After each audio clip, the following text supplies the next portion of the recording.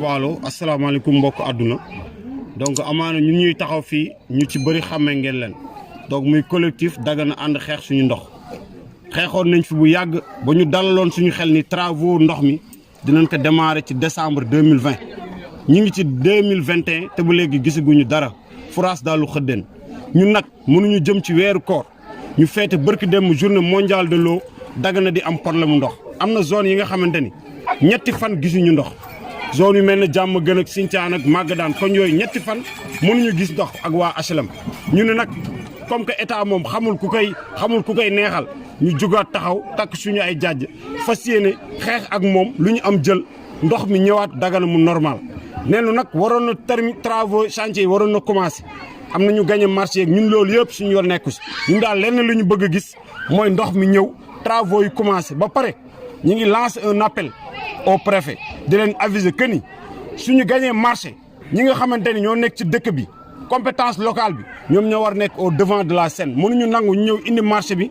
ñu gagné marché bi ñëw indaal seen ay nit bàyyi doomaan dëkk bi ñu toog fii parce que xale yi fii gis ngeen dex gi ñu gis xale yi dañ fiy jaar di dem Mauritanie donc loolu comme que dañuy xeex immigration clandestine képp ku gagné marché bi su ñëwee bëgg nañ mu teg affaire yi mu leer jeunes yi mën ci am liggéey mën am xëy bu ko defee du ñu dem ci gaal yi ñu ngi lancé waat un appel di leen wax nag lépp lu mu ñu jaral dinañ ko def incha allahu rabbi pour que Dagana du am problème mu ndox ndax dex yaa ngi nii ngeen di seen jëlee wuñu ndox Lac de Guiers jëlee wuñu ndox Thiès jëlee wuñ ko Kër Momar Sarr ci dex gii lañ koy jëlee filtre rek château d'eau bàyyi ni sama ginnaaw te Dagana di am problème mu ndox ñu ngi si weer problème ndox yi mi ngi commencé waat ñu ne nag trop c'est trop loolu dafay dañ loolu moo waraloon ñu taxaw du dëgg du yoon Dagana di am problème ndox ci kaw loolu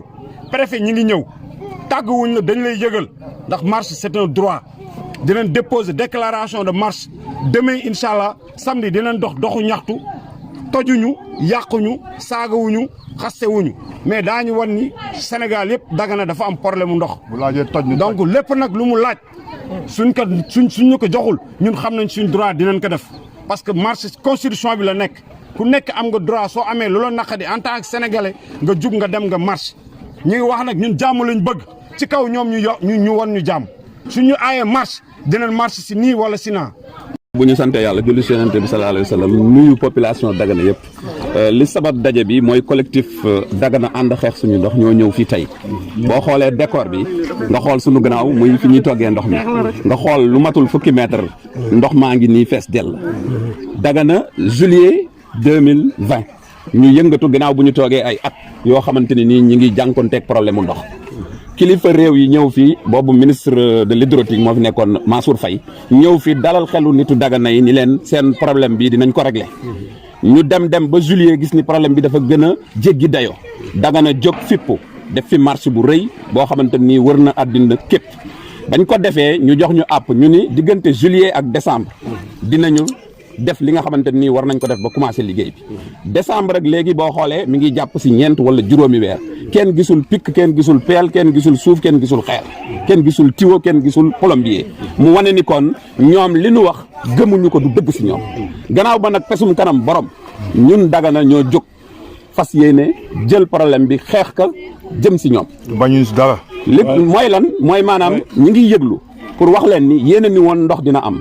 ñun ñu dëkkee fi nga xamante ni nii mooy lu mel ni Sinthiane wala jàmm gën sud bu la neexee nga ubbi sa robinet ñetti fan muy tegle koo toq ndox du ci sotteeku loolu nga ni maa ngi dëkk Dagana ci taatu dex gi waalo mar naan marul naan duñ toll nii mar na naan du yoon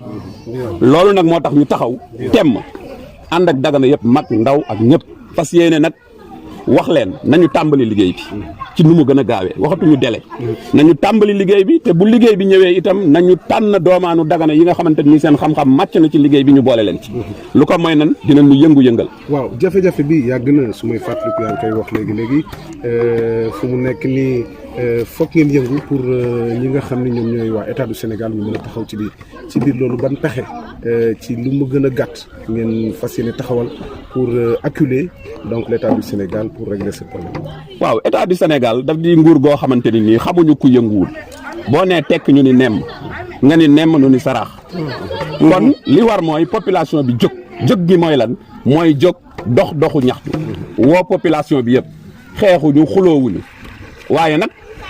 ku ñu jéem a def leneen nag mën nga indi leneen mais taxuñu jóg li ñu tax a jóg mooy dox wax laaj sunu yelleef ak sunu àq muy lii nga xamante ni mooy ndox ñoom maye nañu ko maye nañu ndox mi ñun dañuy fay ay facture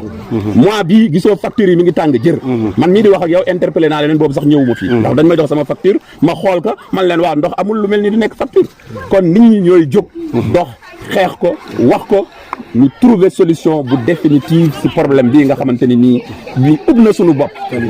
ñoo ngi jëm ci koor ñoo ngi nekk ci feebar dafa mel ne lu ñuy wax gëmuñu ko yaa ngi wax Covid 19 set la laaj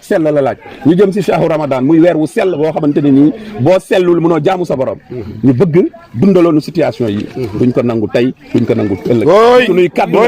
muy Dagana ànd xeex suñu ndox ñun ñoo fi teew ñeneen ñi ñu ngi ci biir dëkk bi taxaw nañu temm ngir samedi incha allahu rabbi ñu wane suñu bopp par rapport ak lii nga xamante ni mooy ñàkk waaw léegi ci biir loolu lan ngay wax askan wi parce que li ngeen di xeex ni ñoom ngeen ngi koy xeexal pour ñu gën a takku pour gunge leen pour li ngeen di wut li vraiment ñu mën ko def ci ni mu gën a gaaw waaw ñoom waruñu sax ñoom fi ñu toll nii ñor nañu xomma askan wi ñoo nu gën a ñor dañu ñor ba bamax nu ñun ngir nu ñëw pour wax la ni ñoom pare nañ li ñu leen di wax mooy ñu jóg teel ñëw teel ñu ànd dox ci yar ak teggin laaj li nga xamante ne nii mooy sunu àq sunu yelleef muy dëkk si wetu ndox soxla ndox te mënoo am ndox nan ñu jox ndox ñun loolu la ñu wax waxuñu la def. fàttalikul bis bi nga xam ne moom ngeen def doxu ñaxtu. waaw doxu ñaxtu bi comme defe naa ni ko sama nattangoo bi ma jiitu waxee ñu ngi koy fas yéene def samedi bii ñu jëm incha allahu rabbi ginnaaw ba nga xamante ne nii samedi fukki fan ci weer wi ñu nekk ndax boo xoolee koor gi ñu ngi koy séentu diirum ñaar wala ñetti fan booba fukki fan daal fas nañu yéene wàcc si mbeddu Dagana yi dox ànd ak ñëpp xeex lii nga xamante ne nii mooy ñàkkum ndox mi mi ngi tàmbali nag ginnaaw ba nga xamante ne nii 16h30 jot na incha allah. Nous ne pouvons pas comprendre une ville comme Dagana qui a une fleuve et que vraiment la population souffre pour un problème d'eau. On ne peut pas accepter ça. On avait fait cette marche. L'État nous avait rassuré comme quoi on allait démarrer les travaux au mois de décembre 2020. Mais jusqu'à présent, on ne voit rien. Et on est fatigué. Le mois de Ramadan approche. On ne peut pas gêner et avoir un problème d'eau. C'est inadmissible. Raison pour laquelle on est là. Pour annoncer le collectif Dagana And Xel, pour annoncer au préfet, pour annoncer aux autorités locales que nous allons faire tout ce que le droit nous permet de faire, Inch'Allah, pour arrêter cela. Voilà, si je comprends bien, donc le problème là, entre le sommet des Daganois, et puis ça date depuis Mathusalem.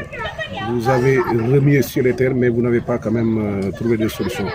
Aujourd'hui, quelle stratégie peut-être pour pousser l'État à régler définitivement ce problème qui est au travers de la gorge des Daganois? Inch'Allah, demain, on ira déposer une déclaration de marche au préfet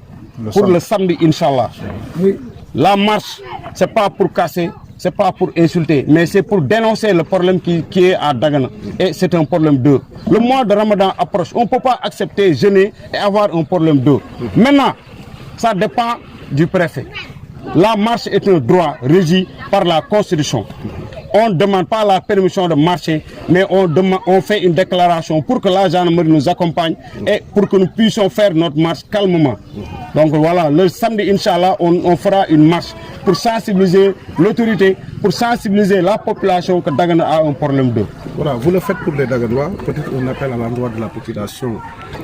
de Dagana pour prendre vraiment ce problème-là au sérieux, afin que ça soit un mauvais souvenir. Pour ça, il faut que tout le monde se mobilise, vous accompagner, afin que vous réussissiez donc sans faille pour que ce problème-là soit réglé. Effectivement, donc nous lançons un appel à tous les Daganois, que tous les Daganois ont un problème d'eau. Donc la marche, ce n'est pas pour Aïbal, ce n'est pas pour Beydissar ou ce n'est pas pour Abo. Nous voulons juste que le problème puisse se régler définitivement. Nous lançons un appel à toutes les femmes, aux jeunes, aux enfants, tout le monde, pour qu'ils viennent nous soutenir, pour que vraiment le problème d'eau puisse se régler une bonne fois pour toutes.